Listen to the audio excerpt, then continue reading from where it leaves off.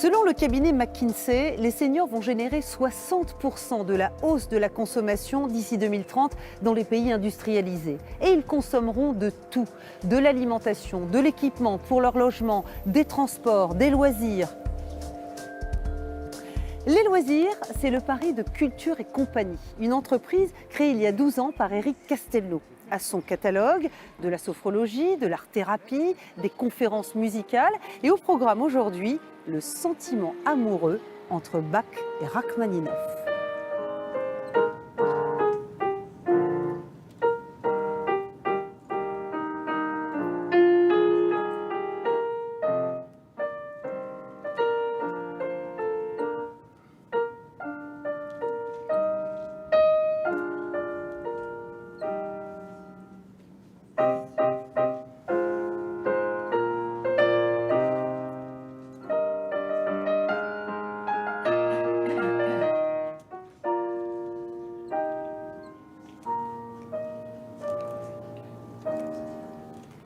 C'est un extrait de La Flûte enchantée, c'est le duo entre Pamina et Papageno. Vous avez des compositeurs qui se sont mis à parodier l'amour, à le rendre d'une façon extrêmement pessimiste.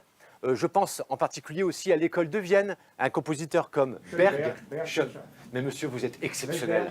Je vous en prie, faites la conférence à ma place. J'ai les tracs. J'en ai fait sur le jazz, j'en ai fait.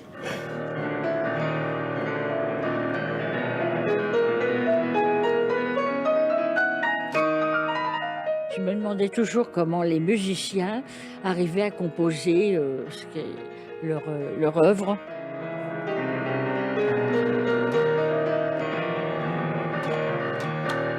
C'est toléré, oui. C'est la bombarde, c'est là. Ça vaut tous les médicaments. Ça veut tout dire. Oui, j'apprécie beaucoup, beaucoup, beaucoup. Même dans la semaine et même dans le mois, et ça me reste là. La musique, tout ça, c'est important parce que vous croyez que c'est anodin et pas du tout, parce que petit à petit, ça s'infuse et ça devient nécessaire. Tout va ensemble, la musique, les repas, l'harmonie, puisqu'il parle de musique, l'harmonie. La dépendance des personnes âgées coûte déjà 30 milliards d'euros par an en France. Rester actif, apprendre, communiquer est un moyen efficace de la retarder. On échange énormément et c'est justement ce qui manque dans les salles de concert. Je pense que c'est important aussi de donner la possibilité au public de pouvoir à un moment donner son avis sur telle ou telle chose et apporter sa contribution personnelle. C'est à ce prix-là qu'on obtient, qu'on crée le lien. La culture et les loisirs sont des secteurs porteurs de la silver economy.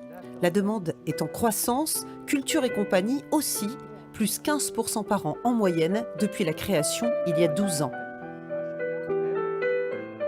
Beaucoup de sociétés dans la silver economy sont encore à des phases de start-up. Alors moi, je rigole en disant je suis une start-up de vieux. C'est parce que je ne suis pas tout jeune et qu'on démarre. Mais à force de volonté, on a toujours un peu de croissance et on fait vivre, je vous dis, une communauté de 200 artistes intervenants qui sont fiables. Merci Eric Castelnau pour ce témoignage concret et vécu de la silver economy. Donc cette mine argentée, ce filon, on résume depuis le début et en dessin. La silver economy, c'est une vague sur laquelle il va falloir surfer.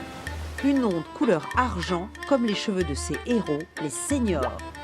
D'ici 2050, les plus de 60 ans représenteront près d'une personne sur 5 dans le monde. Des super loups de mer, bien décidés à rester à flot le plus longtemps possible. Dans leur cale, les économies d'une vie.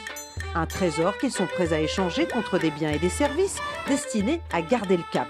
Transport, aménagement du lieu de vie, alimentation, loisirs. Rien qu'en France, le marché représente aujourd'hui 90 milliards d'euros. Mais attention aux tempêtes. Au-delà d'un certain âge, les équipages peuvent avoir besoin de bouées de plus en plus coûteuses. Dépenses de santé, maintien à domicile, autonomie. Pour tenir la mer, la silver economy demande des investisseurs au long cours, pas des marins d'eau douce. Voilà, c'est la fin de cette émission sur la silver economy ou comment l'économie doit s'adapter au changement de la population. Vos questions, vos suggestions de gros mots, c'est sur Twitter ou sur Facebook. Portez-vous bien et rendez-vous la semaine prochaine.